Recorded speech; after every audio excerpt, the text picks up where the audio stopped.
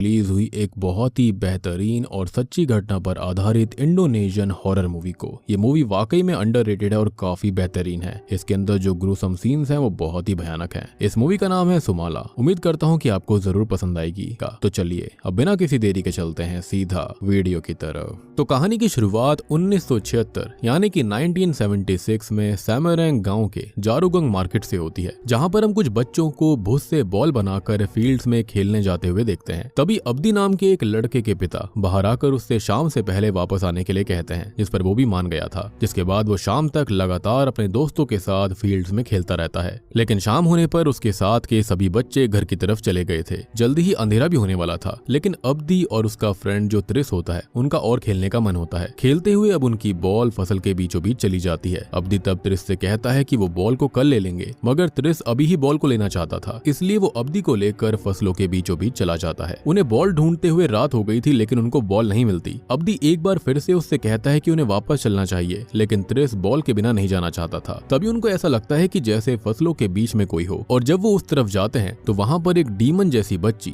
त्रिस के बॉल को लेकर खड़ी हुई थी। उसको देखने के बावजूद भी त्रिस को अपनी बॉल की पड़ी होती है और वो उस लड़की के पास जाने लगता है। ऐसा लग रहा था जैसे उस लड़की ने उसे हिप्नोटाइज सा कर लिया हो। फिर जब अब्दी उसके पीछे जाता है तो वो देखता है कि उस लड़की ने एक पत्थर से त्रिस के सर पर वार कर कर उसे मार दिया था, जिसको देखकर अब्दी जल्दी ही भागकर गांव वालों को बुलाकर लाता है। अब शॉकिंगली उस जगह पर त्रिस की बॉडी नहीं थी, लेकिन वहां ढेर सारा खून पड़ा हुआ था। तभी कुछ गांव वालों को रिवर के पास कुछ दिखाई देता है, और अब जब वो सभी लोग वहां पर जाते हैं तो उन्हें नदी के पत्थर के ऊपर त्रिस की सड़ी हुई लाश मिलती है, जिसको देखकर सबके पूरी तरह से होश उड़ गए थे। अब अगले दिन त्रिस के पिता को ये लग रहा होता है कि अब्दी उस लड़की के बारे में कहानी बना रहा है, जबकि उसने खुद ही त्रिस को मार दिया होगा, क्योंकि आखिरी टाइम वही उसके साथ था। इसलिए वो अब्दी को सजा देना चाहता था। पर तब अब्दी के पिता उसे गाँव वालों के सामने बचाते हैं, लेकिन इतने में ही वहां पर मिस्टर शाब्दो आ जाते हैं, जिनको अब्दी की बातों पर पूरी तरह से भरोसा था। वो बताते हैं कि त्रिस को असल में सुमाला ने मारा होगा, और इसका मतलब यह है कि अभी भी वो गांव के अंदर मौजूद है। और तभी मिस्टर शाब्दो की बात सुनकर सभी हैरान रह गए थे। अब मिस्टर शाब्दो सुमाला की कहानी बताना शुरू करते हैं। ये बात उस समय से 29 साल पहले यानी कि सन 1947 की है। अब उस समय में हम सैमरंग गांव के सबसे अमीर आदमी सोजीमन और उसके अंकल को देखते हैं। अब सोजीमन की बीवी का नाम लफ्तरी होता है। उनकी शादी को 11 साल बीत गए थे, लेकिन उनकी कोई संतान नहीं होती। इसलिए सोजीमान के अंकल चाहते थे कि वो उसकी जमीन को फैक्ट्री बनाने के लिए बेच दें, जिससे कि उनको अच्छा खासा मुनाफा होगा। उन्होंने अपनी जमीन को भी बेच दिया था।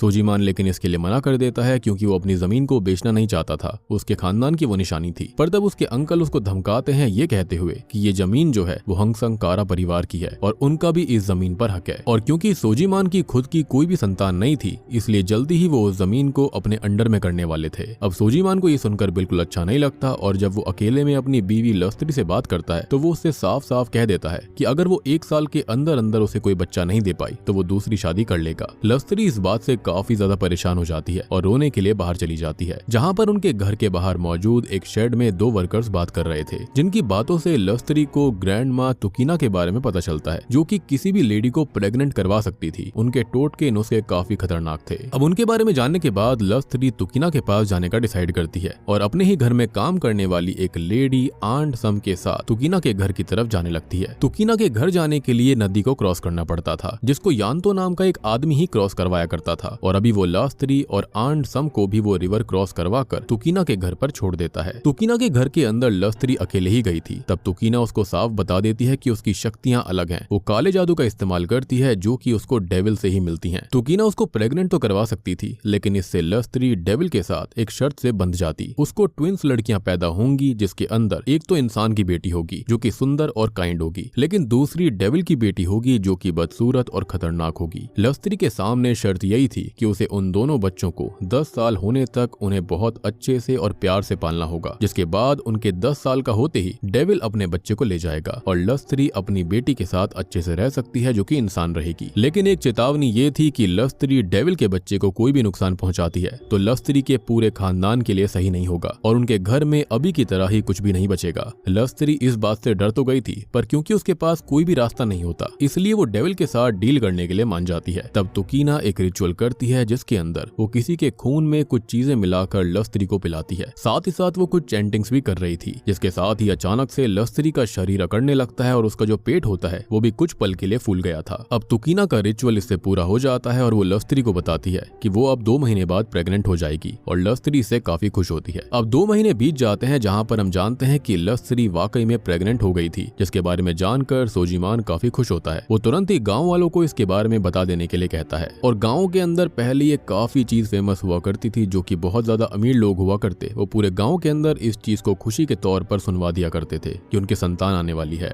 खैर वो लस्त्री के साथ अपने बच्चों का नाम सोचने लगता है और उसने एक बच्ची का नाम सुमाला और दूसरी बच्ची का नाम कुमाला सोचा था, क्योंकि जैसा कि यहाँ पर बताया गया था कि उसे ट्विंस होने वाले थे। जिसके बाद हम सीधे लस्त्री की बेदिंग सेरेमनी को देख पाते हैं और अब वो दिन आ जाता है जब लस्त्री की डिलीवरी होनी थी। तब उसे अपने रूम के सोफे के ऊपर डेविल भी बैठा हुआ दिखाई देता है। अब पहली बच्ची के पैदा होने पर वो बच्ची एकदम शांत थी, जिसको देखकर सबको लग रहा था कि वो खत्म हो चुकी है, लेकिन इस बारे में वो अभी लस्त्री को ना बताकर उसे और पुश करने के लिए कहती है। जिसके बाद एक और बच्ची पैदा होती है जो कि दिखने में काफी डरावनी थी और डिफॉर्म भी लग रही थी। उसके रोने की आवाज सुनकर सोजेमान अंदर आता है और सबसे पहले तो वो अपनी मृत बच्ची को देखता है, जिसको देखकर वो काफी परेशान हो गया था। पर अब जब वो अपनी जिंदा बच्चे के पास जाता है तो उसको देखकर वो और ज्यादा गुस्से में आ गया था, क्योंकि वो दूसरी बच्ची डिफॉर्म पैदा हुई थी, यानी कि वो डेविल की बच्ची थी। ये देखकर वो तुरंत ही बाहर से एक बड़ा सा डैगर लेकर आता है और उस डिफॉर्म्ड बच्ची को जान से मारने लगता है। लस्त्री उसको रोकने की भी कोशिश करती है, क्योंकि वो जानती थी कि उसने डेविल के साथ डील करी थी, लेकिन सोजेमान को डेविल की डील के बारे में कुछ पता ही नहीं था और वो उसे जान से मार डालता है। लेकिन तभी अचानक से वो दूसरी बच्ची जो कि अब तक शांत थी, वो अचानक से रोना चालू कर देती है। अब सोजेमान इस चीज से काफी खुश हो गया था और वो सुकीर से इस बारे में गांव वालों को बताने के लिए कहता है। जिसके साथ ही अब कहानी 3 साल आगे यानी कि 1950 में आती है, जहां पर हम देखते हैं कि वो जो बच्ची जिंदा बच गई थी उसका नाम असल में कुमाला रखा गया था, लेकिन वो लेफ्ट साइड से डिसेबल्ड होती है। इवन 3 साल की होने के बावजूद भी वो सही से नहीं बोलती थी। सोजेमान और लस्त्री इस बात से परेशान रहा करते। उस वक्त हम सोजेमान के कुछ रिश्तेदारों को उसके घर पर बैठा देखते हैं। उन लोगों की बातों से हमको पता चलता है कि सोजेमान भी बचपन में डिफॉर्म पैदा हुआ था, जिस वजह से वो भी सही से नहीं चल पाता था। तब मिसेस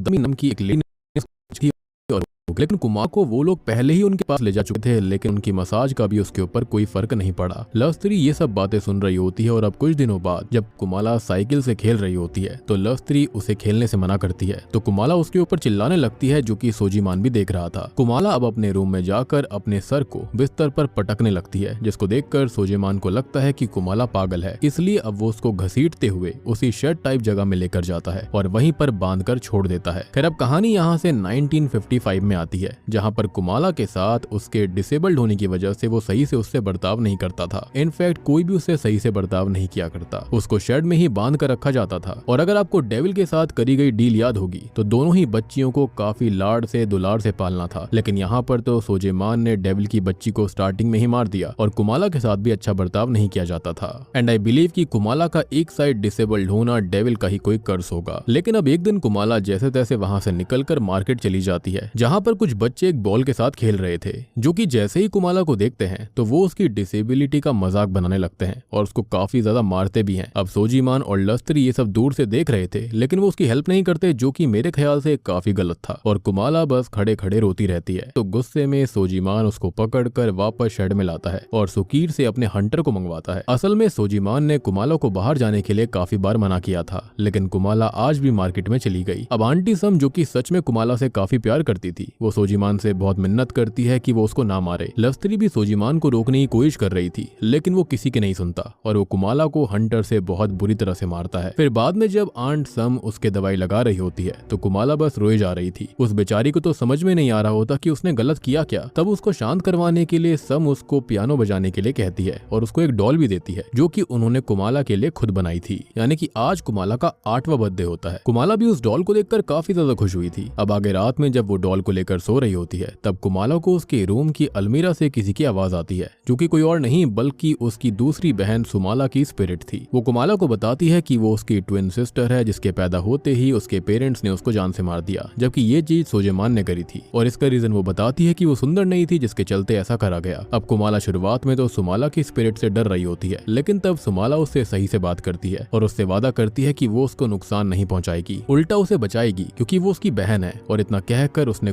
कुमाला को गले लगा लिया था। कुमाला को भी इससे काफी अच्छा लगता है, लेकिन तभी हम सुमाला की स्पिरिट को क्रीपी स्माइल करते हुए देखते हैं। इवन रूम के मिरर के अंदर उसकी रिफ्लेक्शन भी नहीं दिख रही थी। ऑब्वियस सी बात है, कैसे दिखती। खैर अगले दिन जब रात में सोजीमान अपना काम कर रहा होता है तब कुमाला आराम से पियानो बजा रही थी, लेकिन सोजीमान उसके पियानो बजाने से भी बेफालतू में बहुत ही ज्यादा इरिटेट हो जाता है और इतना ज्यादा इरिटेट हो चुका था कि वो उसको जाकर चांटा मार देता है, जो कि लस्त्री ने भी देखा था। पर उसके बाद भी वो अपने पति को कुछ नहीं कहती। इवन उसने खुद कुमाला को शांत नहीं करवाया था, बल्कि आंट सम से उसको शांत करवाने के लिए कह दिया। यानी कि वो माँ होने का भी फर्ज नहीं निभा पा रही थी। अब इतने बड़े खानदान के अंदर उसकी शादी हुई थी, जिसके चलते वो अपने पति से बहुत डरती थी, या फिर मतलब कोई भी रीजन हो सकता है, बट स्टिल उसको माँ का फर्ज निभाना चाहिए था। एनीवेज आंट सम उसको स्ट्रॉन्ग बनने के लिए कहती है और फिर कुछ सोचते हुए कुमाला सोजीमान के रूम में जाती है और एकदम से उसकी बॉडी बिल्कुल सही हो गई थी। उसको सही तरह से चलते और खड़ा देखकर सोजीमान शॉक्ड हो जाता है, मगर इससे पहले कि उसका दिमाग इस बात को प्रोसेस कर पाता, उससे पहले ही कुमाला पास में पड़े एक पेन को उठाकर सोजीमान के हाथ में ही घुसा देती है, जो कि असल में किसी और ने नहीं बल्कि सुमाला की स्पिरिट ने कुमाला से करवाया। बेसिकली वो अपने पिता को कुमाला को मारने की सजा दे रही थी। तब सोजीमान कुमाला को इस बात की सजा देने के लिए उसको खेतों में क्रॉस बनाकर धूप में लटकवा देता है। कुमाला तब अपनी माँ लस्त्री से भी हेल्प मांगती है, लेकिन वो कुछ नहीं कहती, बस वहाँ से चली जाती है, जिससे कि कुमाला को काफी गुस्सा आ जाता है। और अब जब रात में लस्त्री, कुमाला और सोजीमान खाना खा रहे होते हैं तो अचानक से ही कुमाला जो होती है उसको उसकी बहन ने पजेस कर लिया था। अब कुमाला तभी पजेस्ड होकर अपनी अंडरगारमेंट को उतारती है और डाइनिंग टेबल पर चढ़कर क्रीपी वे में हंसते हुए वहीं पर पी कर देती है, जिससे कि सोजीमान का तो दिमाग हिल गया था। वो तब सुकीर से कुमाला को बांधने के लिए कहता है, पर कुमाला जो होती है वो तभी सुकीर पे हमला कर देती है और सब उसको रोकने की कोशिश कर रहे थे। तभी लास्त्री की नजर जो होती है वो कुमाला की मिरर रिफ्लेक्शन पर पड़ती है, जिसके अंदर उसने सुमाला को देख लिया था, जिसको देखकर तो उसके होश उड़ जाते हैं। बाद में वो भागती हुई बाहर चली जाती है और जब लास्त्री और सम बाहर जाती हैं तो देखते हैं कि कुमाला बाहर मुर्गियों को मारकर कच्चा चबा रही थी। खैर अब अगले दिन जब कुमाला थोड़ा सा होश में आती है तो आंट सम उससे प्यार से बात करते हुए पूछने की कोशिश करती है कि वो ऐसी अजीब हरकतें क्यों कर रही है, जिस पर कुमाला उनको सारा सच बताती है कि वो ये नहीं कर रही, ये सब असल में सुमाला की स्पिरिट कर रही है जो कि उनके साथ मौजूद है। और लास्त्री जो होती है उसने बाहर से ये सारी बातें सुन ली थी और उसको समझ आ चुका था कि उसने डील को तोड़कर बहुत बड़ी गलती करी है। वो बस अब अपनी बर्बादी से बचना चाहती थी, इसलिए वो जल्दी में तुकीना से मिलने के लिए जाने लगती है। अब जो आंट सम होती है उसने भी उसको जाते हुए देख लिया था, इसलिए वो अपने बेटे शाब्दो से कुछ देर के लिए कुमाला का ध्यान रखने के लिए कहती है और लस्त्री के पास जाने लगती है। शाब्दो असल में सम का ही बेटा था, जो कि अभी 1976 के अंदर गांव वालों को इस कहानी के बारे में बता रहा था।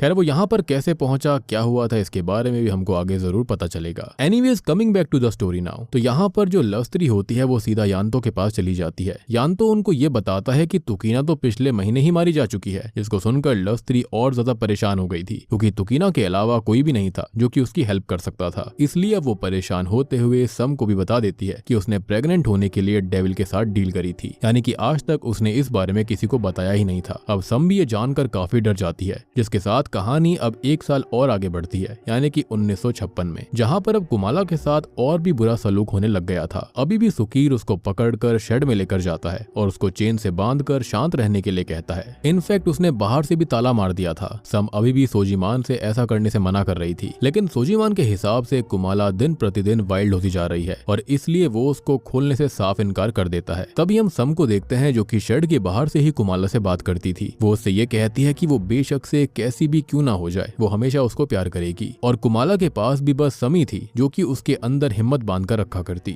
अब अगले दिन कुमाला अपने रूम में बैठी होती है तो नीचे गांव के वही बच्चे आते हैं जो कि पहले कुमाला को मार्केट में परेशान कर रहे थे और वो अभी भी उसको बॉल से खेलने के बहाने नीचे बुलाते हैं और जोनो नाम का एक बच्चा उसको हैंडीकैप कहकर चिढ़ाने लगता है और इस बार भी वो उसको काफी ज्यादा परेशान करते हुए मार रहे थे और उन्होंने उसके फेस पर पॉट की मिट्टी भी लगा दी थी। सम ये देखते ही उन बच्चों को भगाने के लिए आती है, पर जाते जाते जोनो जो होता है वो बॉल से कुमाला के सर पर मार कर जाता है। अब कुमाला तब रो रही होती है और तभी उसकी नजर अपने माता पिता पर पड़ती है जो कि ये सब होते हुए बस देख रहे थे और उन्होंने अभी भी उसकी हेल्प करने की कोशिश नहीं करी, जिससे कि अब कुमाला को उनसे नफरत सी होनी चालू हो गई थी। खैर रात में कुमाला को आज भी शेड में ही बांधा गया था। अब डिनर करते हुए लस्त्री को लगता है कि जैसे शेड में कोई गड़बड़ है, लेकिन सोजीमान इस बात को उसका वहम बताकर उसे वहां पर नहीं जाने देता। पर वहां पर हम कुमाला को देखते हैं जिसने खुद को आजाद कर लिया था और वो एकदम नॉर्मली चल रही होती है, मतलब कि उसकी बहन ने उसे पजेस कर लिया था। अब वो पास में रखे एक संदूक से एक डैगर निकालती है और बाहर चली जाती है। तब हम सुप्री को देखते हैं जो कि उन बच्चों में से ही एक था जिन्होंने कुमाला को मारा था। वो सोजीमान के घर के पास वाले कुएं से पानी लेने आया था। तभी उसको झाड़ियों में से किसी की आवाज आने लगती है और झाड़ियों में से उसके सामने कुमाला आती है, जिसके पीछे सुमाला भी खड़ी हुई थी, यानी कि उसकी स्पिरिट। उसको इस तरह से देखकर सुपरी काफी डर गया था, लेकिन वो वहां से भाग पाता उससे पहले ही कुमाला उसको पकड़कर उसकी पीठ को खंजर से बुरी तरह चीर देती है और बाद में उसके सर पर उस डैगर से वार करती है। अब आगे हम सुक्रो और कार्यो को भी देख पाते हैं, जो कि उन्हीं बच्चों में से एक थे जो कि उसको तंग करा करते। उनके पास भी कुमाला जाकर पहले तो उनको बहुत हॉन्ट करती है और बाद में उन्हें भी बेरहमी के साथ मार डालती है। अब अगली सुबह सारे गांव वाले गांव में से गायब हुए बच्चों को ढूंढने की कोशिश कर रहे होते हैं, लेकिन किसी को ना तो कोई बच्चा मिलता है ना ही उनकी लाश, और इसलिए वो अगले दिन दूसरे गांव में जाकर देखने का डिसाइड करते हैं। और तब तक के लिए सभी बच्चों को सूरज ढलने के बाद घर से निकलने से मना कर दिया गया था। अब इस बारे में जोनो और उसके बाकी साथी भी बात कर रहे होते हैं। उन्हें लग रहा था कि शायद सुक्रो, कार्यो और सुप्री प्रैंक कर रहे हैं, इसलिए वो 3 दिन से बस बॉल लेकर गायब हैं। उस समय वो लोग एक घर में अकेले ही बैठे हुए थे। तभी घर के बाहर कुमाला एक बॉल लेकर आती है और उसे दरवाजे के पास छोड़ देती है उन्हें मॉक करने के लिए। अब जोनो और बाकी सब उसको फिर से परेशान करना चाहते थे, लेकिन जब वो बाहर जाकर उसको परेशान करने के बारे में सोचते हैं तब एक बच्चा उसके हाथ में उसी डैगर को नोटिस करता है, लेकिन कोई उस बारे में ज्यादा नहीं सोचता और वो लोग कुमाला की तरफ बढ़ने लगते हैं।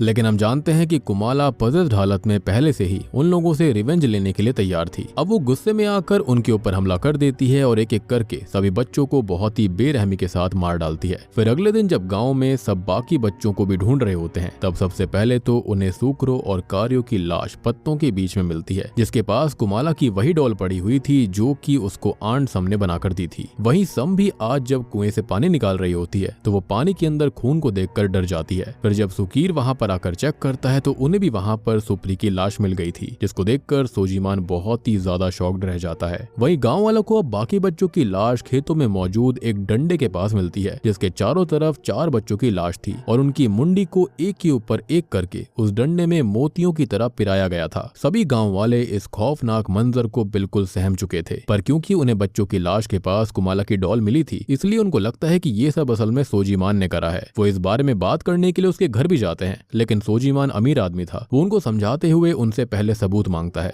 अब सोजीमान के साथ साथ गांव वालों को कुमाला के ऊपर भी शक होता है, लेकिन वो कुछ भी नहीं कर सकती थी, इसलिए सब अपने घर वापस लौट जाते हैं। अब उनके जाने के बाद में सोजीमान को भी समझ में नहीं आ रहा होता कि ये सब कुमाला ने करा है या फिर नहीं, क्योंकि उसने उसको बहुत ही कम चलते हुए देखा है। लेकिन एक पल को उसके माइंड में आ भी रहा होता है कि वो कभी कभी चलती है, जिसके चलते शायद वो ऐसा कर भी सकती है। अब उसके दिमाग में एक बात और आती है कि अगर कुमाला ने ये करा भी है तो वो शेड से बाहर कैसे निकली। अब सोजीमान के मन में ये बात चली रही होती है और वो इस बारे में लव स्त्री से बात करते हुए शेड में जाता है, जहाँ पर जाने पर उन्हें वहाँ की दीवार में एक बड़ा सा छेद मिलता है जिसको बोरियों से ढका गया था, विच मीन्स की कुमाला रात में उसी छेद से बाहर जाया करती थी। और अब सोजीमान को भी भरोसा हो गया था कि गाँव में जितने भी बच्चे मारे गए हैं उन सबको कुमाला ने ही मारा है। पर तब लस्त्री उसको बता देती है कि ये सब असल में कुमाला ने नहीं किया बल्कि सुमाला की स्पिरिट ने करा है, और लस्त्री ने भी उसको अपनी आंखों से देखा था। अब सोजीमान तो ये सब सुनकर बिल्कुल दंग रह जाता है। सबसे पहले उसके सामने तो वही विजन आता है जब उसने सुमाला को पैदा होते ही जान से मार दिया था, और अब वो इस बारे में बात करने के लिए कुमाला के पास जाता है। पहले तो वो उसको कुछ नहीं बताती, पर जब सोजीमान उससे वादा करता है कि वो उसको कुछ नहीं करेगा तो कुमाला उसको बता देती है कि हाँ ये सब सच है और ये सब सुमाला की स्पिरिट ने ही उसको पजस करवा के किया। वो कहती है कि उसने उसे काफी रोकने की कोशिश करी थी लेकिन वो नहीं मानी। अब कुमाला अपने पिता को बताती है कि सुमाला की स्पिरिट ने उससे वादा किया है कि वो उन इंसानों को जिंदा नहीं छोड़ने वाली जो कि उसको परेशान करते हैं, और सोजीमान ये बात सुनकर कुछ सोचते हुए जल्दी से नीचे जाता है। नीचे जाकर वो सुकीर से कुमाला को शेड के अंदर शक्ल करने के लिए कहता है, यानी कि उसको और ज्यादा टाइटली बांधने के लिए कहता है, और वो खुद मिस्टर कुसनो के पास जाने लगता है जो कि असल में काइंड ऑफ शेमन थे जो कि कुमाला को सुमाला से अलग करने में हेल्प कर सकते थे। अब सुकीर ने कुमाला को बांध दिया था और कुमाला अभी रो रही होती है और उसको समझ में नहीं आ रहा होता कि ये सब हो क्या रहा है। तब आंट सम उसके पास आकर उसे शांत करवाती है, उसको संभालती है। अब रात में कुमाला का 9वां बर्थडे भी था और वो आंट सम से इस बार गिफ्ट में यही चाहती थी कि वो उसे छोड़कर चली जाए, क्योंकि कुमाला को सुमाला ने बता दिया था कि वो 12 बजते ही उसको पजेस कर लेगी और अपनी मौत का बदला लेगी। ऐसे में कुमाला नहीं चाहती थी कि वो पजेस होकर आंट सम को भी नुकसान पहुंचाए। अब सम जो होती है वो वैसे तो उसे छोड़कर नहीं जाना चाहती थी, पर वो कुमाला के जिद जिद करने पर मान जाती है और तुरंत ही अपने बेटे शाब्दो को वहाँ से लेकर निकल जाती है। शाब्दो उनसे जानने की भी कोशिश कर रहा था कि वो सोजीमान के यहाँ पर काम को क्यों छोड़कर जा रहे हैं, लेकिन अभी सम शाब्दो को कुछ नहीं बताती। और अब थोड़ी देर के बाद में सुकीर कुमाला को खाना देने के लिए शेड में आता है, लेकिन कुमाला को वो खाना अच्छा नहीं लग रहा था। सुकीर तब उससे सही से बात भी नहीं करता, इसलिए कुमाला उसके सामने ही एक कॉकरोच को पकड़कर उसको खाने लगती है, जो कि उसको वाकई में अच्छा लग रहा होता है, जिससे कि थोड़ा घिन महसूस करते हुए सुकीर वहाँ से चला जाता है। वहीं सोजीमान भी अब कुसनो के पास पहुँच गया था, जिसको वो सारी बात बताता है और कुसनो अपने पास में ही पड़े हुए पॉट के ऊपर कुछ चैंटिंग्स करता है और उस पॉट में तुकीना के द्वारा करे गए रिचुअल के बारे में पता चल जाता है। साथ ही साथ उसे डेविल के साथ करी गई डील के बारे में जानकारी मिल गई थी। और जब सोजीमान उससे अब कुमाला को बचाने और सब कुछ सही करने के बारे में पूछता है तो कुसनो की आंखें अचानक सफेद हो जाती हैं। वो बताता है कि डेविल अपने बच्चे के मारे जाने की वजह से काफी ज्यादा गुस्से में है, यानी कि सुमाला की मौत की वजह से, और आज रात में सुमाला हमेशा के लिए कुमाला को अपने वश में कर लेगी। जिसके बाद जैसे ही वो सही होता है वैसे ही वो सोजीमान को अपना एक डैगर देता है, जो कि सुमाला की शक्तियों को कम करने वाला था। जिसके बाद में सोजीमान को कुमाला को कमजोर करके उसे कुसनो के पास लेकर आना था और कुसनो उसके ऊपर रिचुअल परफॉर्म करता। पर वो सोजीमान को चेतावनी भी देता है कि अगर चीजें हाथ से निकलने वाली हो तो उसको उसी डैगर को सुमाला यानी कि कुमाला के दिल में मारकर उसे खत्म करना पड़ेगा, क्योंकि वो लोग ऐसे ही डेविल के बच्चे को लिविंग लोगों की दुनिया में नहीं छोड़ सकते, उसे दोनों को ही खत्म करना होगा। सोजीमान इस पर मान जाता है और डैगर लेकर अपने घर की तरफ जाने लगता है। वहीं सुकीर जब रात में सो रहा था तभी उसको कुमाला की आवाज आती है, जिसने खुद को फिर से आजाद कर लिया था। ऑब्वियस सी बात है, उसको पजेस कर लिया गया। वो सुकीर के घर के बाहर आकर रोने का नाटक करती है। जब सुकीर उसको पकड़ने की कोशिश करता है तो कुमाला उसके ऊपर एक डैगर से हमला करने की कोशिश करती है, जिससे शुरुआत में तो सुकीर बच जाता है, लेकिन अब वो इतना ज्यादा डर गया था कि वो सोजीमान के घर में जाकर गेट को अंदर से बंद कर देता है। पर कुमाला अपने पास मौजूद डैगर से गेट पर काफी बार वार कर कर गेट को ही तोड़ देती है और अंदर आ जाती है। और बाद में जब सुकीर उससे बचने के लिए भागने की कोशिश करता है तो कुमाला उस डैगर को फेंक कर उसकी छाती के ही आर पार कर देती है, जिसके बाद उसने सुकीर के गले को बुरी तरह से काट दिया था। अब अगला नंबर लस्त्री का था। वो अभी अपने रूम में आराम से सो रही थी कि तभी उसको कुमाला के पियानो बजाने की आवाज आती है, इसलिए वो पियानो वाले रूम की तरफ जाने लगती है। फिर जब लस्त्री वहाँ पर पहुँचती है तो कुमाला उसकी तरफ भी क्रीपी स्माइल करते हुए बढ़ने लगती है, और क्योंकि वो उसको भी जान से मारना चाहती थी, रिफ्लेक्शन में लस्त्री को दिख चुका था कि कुमाला से ये सब सुमाला करवा रही है, इसलिए लस्त्री काफी डर जाती है। अब वो प्यार से बात करते हुए कुमाला को शांत करने की कोशिश करती है, लेकिन जब कुमाला उसकी बात नहीं सुनती तो लस्त्री भागते हुए दूसरे रूम की तरफ जाने लगती है। तब रास्ते में उसे सुकीर की लाश भी दिखाई देती है और वो समझ गई थी कि उसका अंत भी नजदीक है, जिससे कि वो बहुत डर जाती है। अब लस्त्री जल्दी से एक रूम में जाकर उसके सामने एक बड़े से टेबल को रख देती है ताकि कुमाला उसे खोल ना पाए, यानी कि पजेस्ड हुई कुमाला। पर कुमाला गेट पर पहले तो डैगर से वार करती है और जब गेट कमजोर हो जाता है तब वो धक्का देकर उस गेट को तोड़ देती है। अब यहाँ पर आप सोच रहे होंगे कि इतनी छोटी बच्ची ऐसा कैसे कर रही थी। भाई साहब, वो डेविल के बच्चे से पजेस हो रखी है। अब सुमाला कुमाला की बॉडी में किसी भी हाल में अपनी मौत का बदला लेना चाहती थी। अब लस्त्री उसको समझाने की कोशिश करती है कि उसने कुछ भी नहीं करा है और सिचुएशन उसके हाथ में नहीं थी। इवन लस्त्री कुमाला को भी बचाने की कोशिश कर रही थी, पर वो डर की वजह से सोजीमान से कुछ नहीं कह पाती थी। ये सब जानने के बाद भी सुमाला पर लस्त्री की बातों का कोई भी असर नहीं हो रहा था। उसका मानना था कि लस्त्री शांत रहकर बस खुद को बचाने की कोशिश कर रही थी, और ये कहते हुए वो लस्त्री के पैर पर बहुत बुरी तरह से स्टैब करती है और अब वो उसको जान से मारने वाली थी। अब लस्त्री कहीं ना कहीं समझ तो गई थी कि उसने कितना गलत करा है, और वो इस बात को भी जानती थी कि ये उसका आखिरी समय है, इसलिए वो सुमाला से आखिरी टाइम विश करती है कि वो लस्त्री को कुमाला से बात करने दे। सुमाला भी इस पर मान जाती है और बॉडी का कंट्रोल कुमाला को दे देती है। लस्त्री ने अब कुमाला से माफी मांगना चालू कर दिया था, क्योंकि वो एक अच्छी मां नहीं बन पाई। कुमाला को भी लस्त्री की हालत देखकर अच्छा नहीं लग रहा होता। उसने तो लस्त्री को अपनी तरफ से माफ कर दिया था, लेकिन सुमाला अपनी माँ को माफ नहीं करती और कुमाला की बॉडी पर कंट्रोल लेकर पहले तो लस्त्री के हाथ काटने के बाद वो उसको स्टैब करके जान से मार डालती है। जिसके थोड़ी देर के बाद में सोजीमान भी घर में पहुंच गया था। वो सीढ़ियों के नीचे पहले तो सुकीर की लाश को देखता है और ऊपर जाने के बाद लस्त्री की। अब लस्त्री की मौत के बाद वो पूरी तरह से टूट चुका था, क्योंकि सुमाला को जान से मारना और कुमाला के साथ गलत व्यवहार करना वो सब उसकी गलती थी, और अब वो किसी भी हाल में उस गलती को सुधारना चाहता था। तभी वो रूम के अंदर रखी हुई रॉकिंग चेयर को देखता है जहाँ पर कुमाला बैठी हुई थी, जिसको सुमाला झुला रही थी। जिसके बाद सुमाला कुमाला की बॉडी के अंदर जाकर सोजीमान की तरफ बढ़ने लगती है और उसे काफी बुरी तरह से घायल भी कर देती है। पर अभी जैसे जैसे सोजीमान घर से भागकर गांव में जाने में सफल हो गया था, जहां पर वो तुरंत ही इमरजेंसी वाले नगाड़े बजाता है और जल्दी से गांव वालों को बुलाकर